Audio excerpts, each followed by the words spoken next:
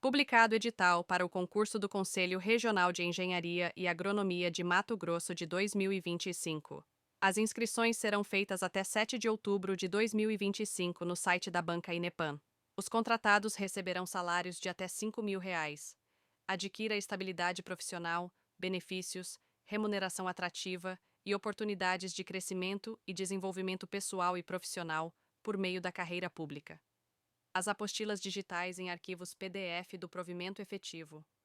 Concursos são elaboradas conforme os temas e conteúdos pedidos no edital, contendo todas as matérias básicas e as específicas, além de arquivos bônus como a análise da banca organizadora e outros que darão todo o suporte aos seus estudos.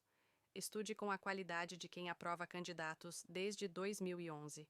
Acesse já e confira nosso material pelo link abaixo.